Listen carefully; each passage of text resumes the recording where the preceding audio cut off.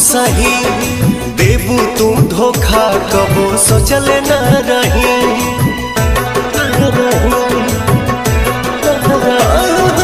लोगवा के बतिया कई दिहल तू सही देबू तू धोखा कबो सोचल न रही।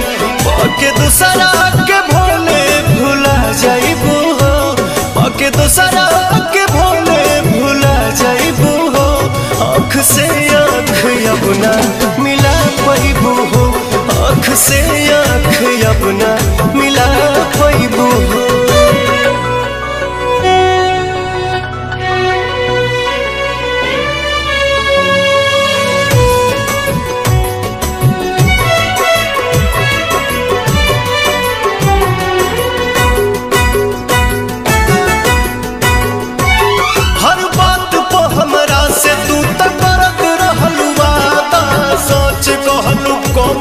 से झूठ बोललू ज्यादा,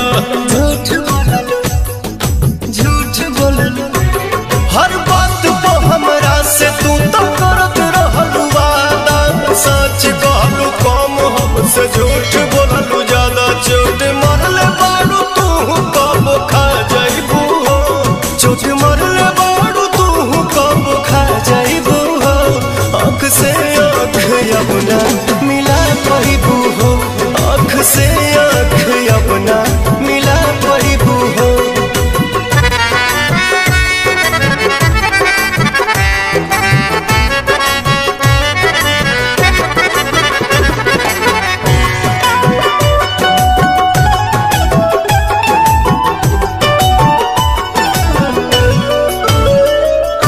टिकबू न कहीं तू जल्दी हाल रही ऐसन, हर केहू मिली नया याद पवन जैसन। याद पवन याद पवन टिकबू न कहीं तू जल्दी हाल रही ऐसन, हर केहू मिली नया याद पवन जैसन। हमर जान के तनो सोहरत तू पा जाइबू हो, हमर जान के तनो सोहरत तू पा जाइबू हो।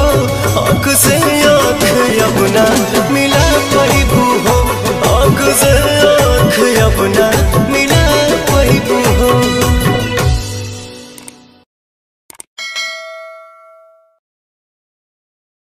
से आँख अपना मिला पाइबू हो, आँख से